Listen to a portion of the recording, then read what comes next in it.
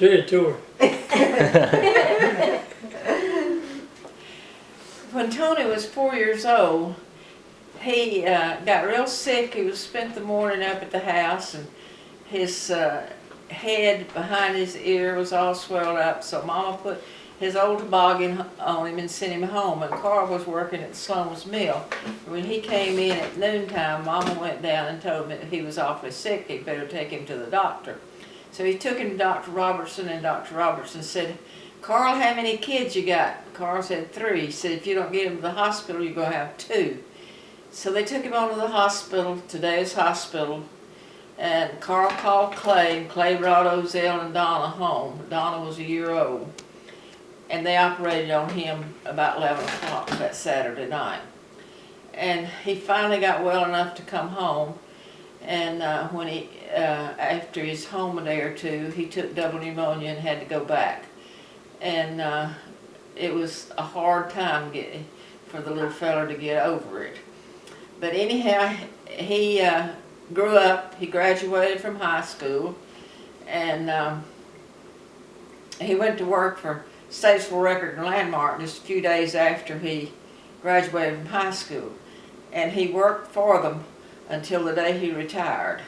And in the paper, when the write-up about him, it stated that he learned a different job every 5 years that he was with Statesville Record and Landmark.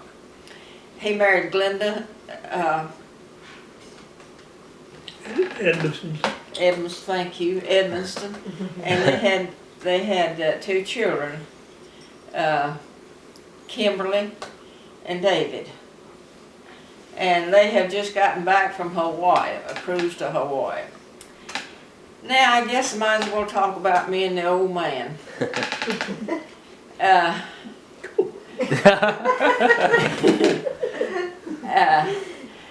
His dad was, I'm not going to tell you all of his history, I don't know it, but we've got a Templeton book that you can find it from way on back. So you can look at it if you want to know his history. But he had a good-looking daddy. None of the kids was as good-looking as his daddy was. His name was Roe. And they had Etheridge and Rayford, Stephen, Mesa, yeah, Rex, Avon, and Myra. Mesa died when she was about 18 months old. She died during the flu of 19 and 20. And they all had the flu and pneumonia and whooping cough. And Pop's sister, Aunt Emma, that was an RN in Asheville, she came to look after them. They were running the store at Houstonville. They were all in bed. Avon was 6 weeks old. And during the time of it, Mesa died. And she said that she put Etheridge and Rayford and Rex and Seba in one bed. And she turned their heads together and put a dishpan in between them because they all 4 had the whooping cough as well as the flu. And she said as she could, she came by and emptied the dishpan.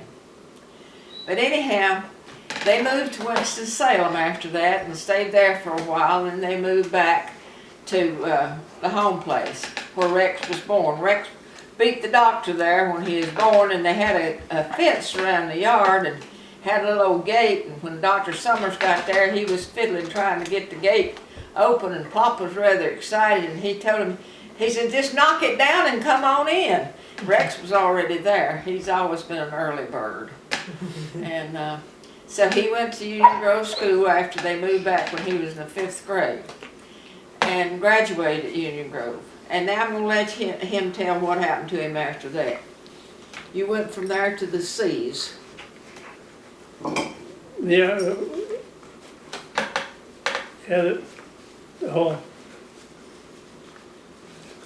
that's the, that was 40, 1935, I guess. 35. Yeah. Well, anyway, to make a long story, I joined the CC camp, which was, at that time, it was employed, mostly unemployed boys. It was during the Depression. Mm-hmm. It was during the Depression. Yeah. And I stayed there 5 years. Where did you work mostly there? Over Smoky Mountain National Park. And you worked on the road for a while, and then you became the kitchen boy, or that waited on the officers. And then for the last 2 or 3 years you was there, you was supply sergeant, right? Yeah. Well, And when he I started, can get all when together. he started to work, how much was it you made a month? $30.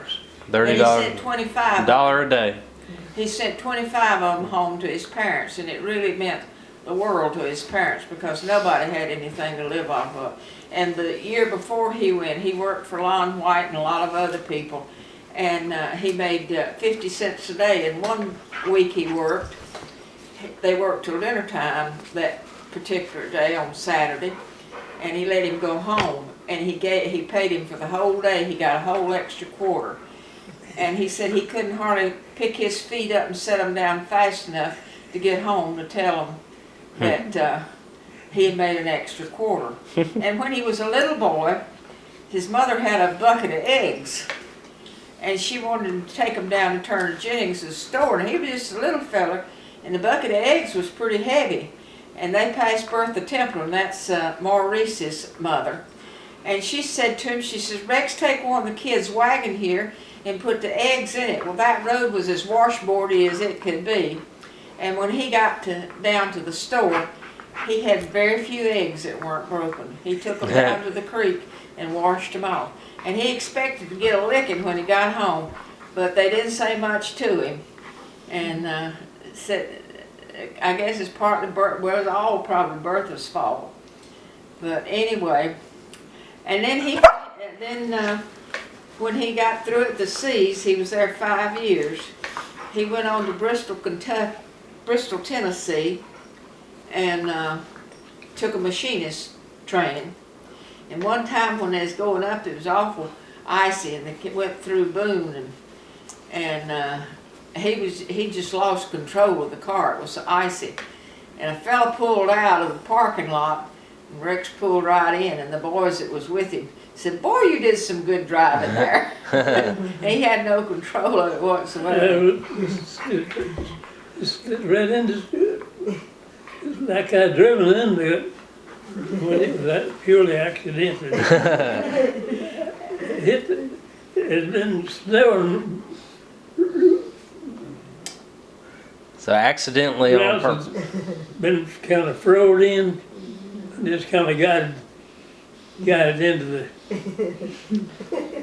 And from there, he went on to Norfolk Naval Shipyards. His parents moved to Portsmouth. His mother kept boarders. His daddy worked on one of the ships. He was an insulator, wasn't he? Didn't he work in insulation? And mostly. And he worked for That time. Rex worked in the Navy Yard, and Ralph Engelbert married Myra, and he worked there. And they had a lot of the local boys went up there to work, and they boarded with them. Will Henderson was one of them that boarded with them. And so shortly after he started work, he got his draft notice. So he took it to the supervisor and told him he'd have to leave. The supervisor told him he would take care of that, and when he got through with him, why, he'd notify the draft board. Well, he didn't notify the draft board until 1945. The war was nearly ended by then. And so he had to go into service. He's in the Navy, June the 25th, and the war ended in August. The European theater had already ended in May. Mm-hmm. And all of it ended in August after he went in June. And he took his basic training at Bainbridge, Maryland, and then he was stationed at Camp Perry. And in September, after he went in June, he finished his basic training, and he came home. And Bobby Moose had gotten killed. He was in service, and he was on his way home, and he ran out of gas, and while he was pouring gas in the car, a car hit him and killed him. Well, of course, we both knew him, so we both wound up at the funeral. Rex and I both. Rex was staying with the Engelberts because his folks were living in Portsmouth. And I was with Marie White, as usual. Marie and Rex graduated together. She always called him Pert. So she says, let's go out here and speak to Pert. So we went on out, and of course I knew who he was. I'd known him all my life. Why, I don't know. I just knew him. And so he went on back to the Engelberts that day, and he asked Ms. Engelbert if she knew whether I was dating anybody. And she said, yes, I was dating her son, Buster. So that was sort of that for a while. And then in March, the 3rd day of March, J. Hugh Souther was buried at Mount Vernon Baptist Church. Again, Marie and I were together. Rex and Avon were there. And Marie says, let's go out and talk to Pert a while. So we went out to see Pert. Howard and Leslie was there, Hepler. And we talked a while, and so I thought the rest of them was ready to go, so I went on to the car and left the gang. And Leslie came out, and she said to me, she says, Rex wants to know if he can date you this afternoon. Well, I never liked for get things third-handed. So I said to her, I says, you tell him if he's got anything to say to me, just say it himself. So little Mom, he came on back out there, and he said, now what is it you want me to say? I said, not a darn thing. And so he made a date, and he was to be at home at 4 o'clock that afternoon. 4 o'clock came, no Rex. 5 o'clock, no Rex. 6 o'clock, no Rex. 7 o'clock, and somebody knocked on the door. And I went to the door, and there he stood, turning his little white sailor hat around and around. He said, I don't know if you let me come in or not, but it says, we've had an awful day. It says, Mama's got pneumonia. Dwight's in Virginia.